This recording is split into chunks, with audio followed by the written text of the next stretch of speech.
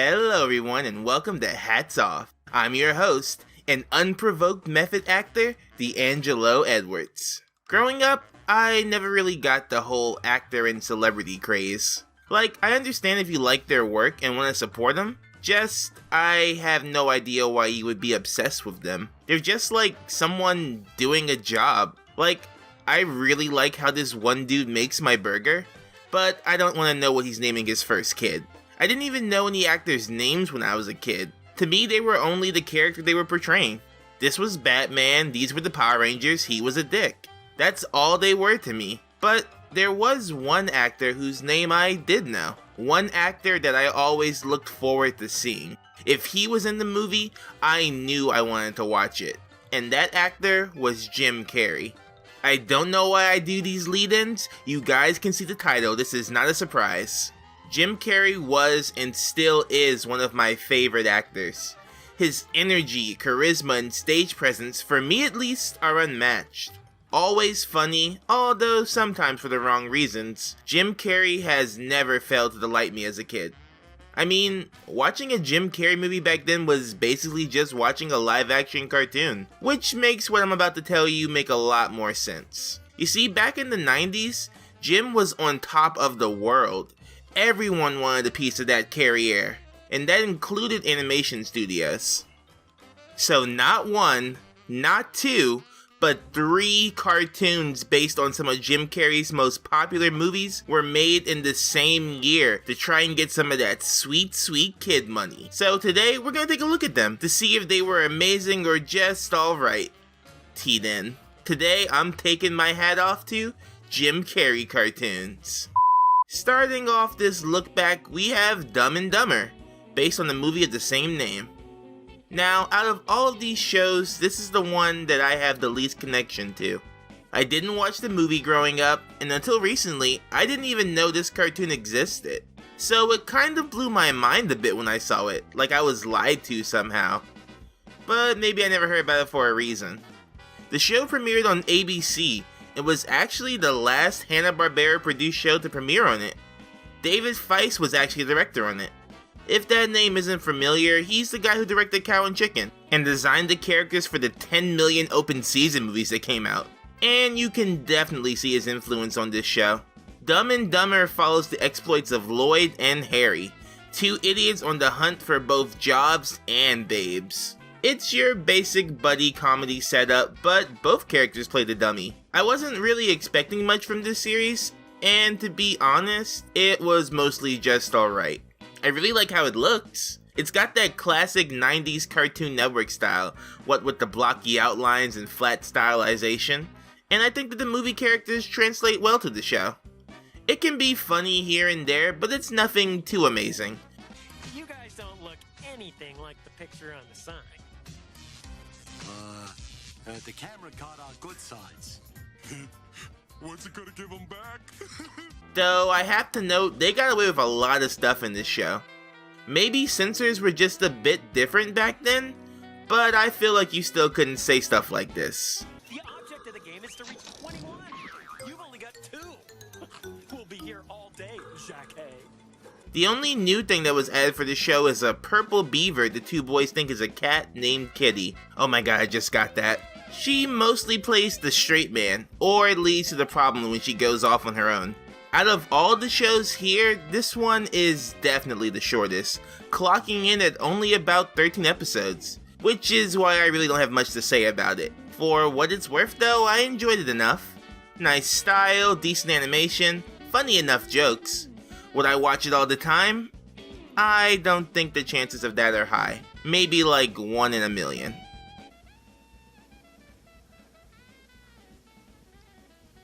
So you're telling me there's a chance? Next up, we have one that I actually had knowledge of beforehand. Ace Ventura Pet Detective is a cartoon that's based on one of my favorite Jim Carrey flicks. I always liked the funny yet sometimes dark implications of Ace Ventura. Like, this dude is unhinged and they let him do so much. It's a really funny movie, and barring some problematic stuff in it, I would definitely say watch it if you haven't seen it before. Now the cartoon, on the other hand, While not terrible, for me, it's definitely the weakest of the three. It was actually created by Dwayne Capizzi, a legend in the industry, known for writing on great shows like The Batman, Men in Black the series, and one of my personal faves, Big Guy and Rusty the Boy Robot. But today we're talking Ventura, and for me, it kind of misses the mark. In the movie, Ace comes off as this highly unconventional, yet competent force of nature. But in the cartoon, he just kind of feels like an idiot that gets lucky.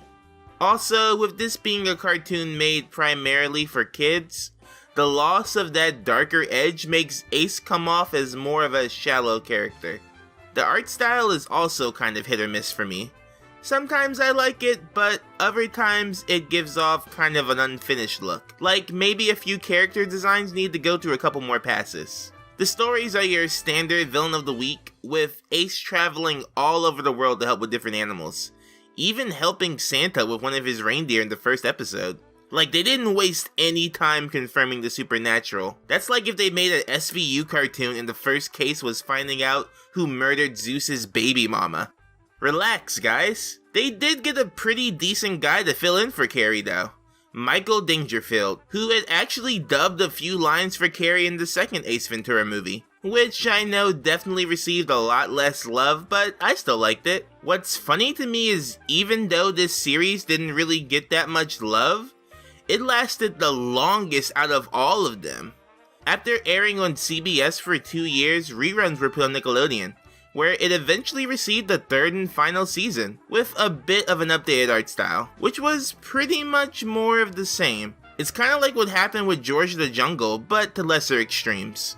Surprisingly though, the show does have a bit of a cult following, even recently receiving a brand new action figure from NECA, which does look pretty good.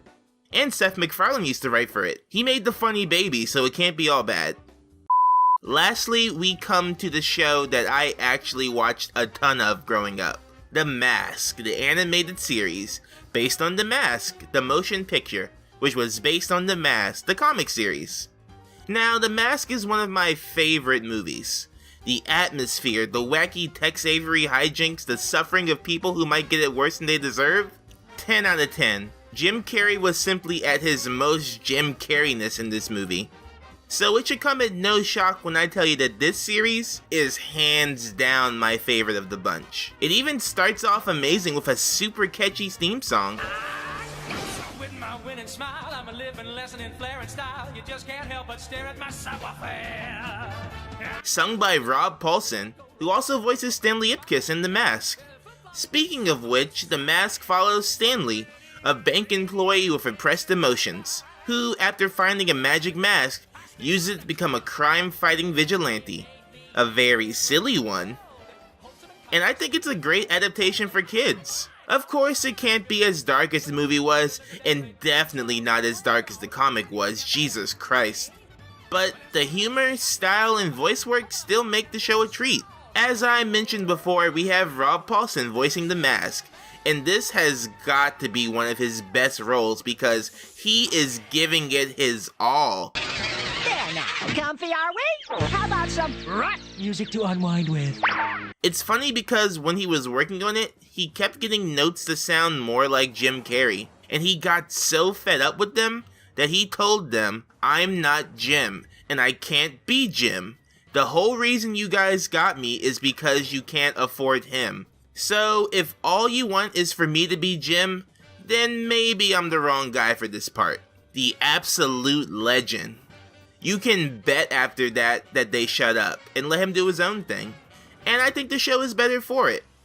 This show was also written by Dwayne Capizzi, and his talents shine a lot more here than in Ace Ventura. There are a lot of funny scenes here, both handled with line delivery and animation work. Like, it's a really funny show, and some of these lines really catch me off guard. We're on the same team, fighting for the same cause. We're even married to the same woman. Margaret! This guy must be talking to Tariq. Though sometimes the writing got a little too adult, as seen in one episode that got pulled for some risky scenes. Mr. Mayor, it's that exotic dancer you were dating. But one of the most interesting, if not the most, was the fact that this show had a crossover with the Ace Ventura series. And it's the most surreal thing. One part of it took place in The Mask, and another part of it took place in Ace Ventura. It's so weird to just see Jim Carrey and Jim Carrey share a stage. And surprisingly, I like Ace here a lot better than his own show. Maybe he just works better as a supporting character. It's really funny that they made no attempt to blend art styles though. So you have Stanley with his normal human proportions, then Ace walks in here looking like a mess.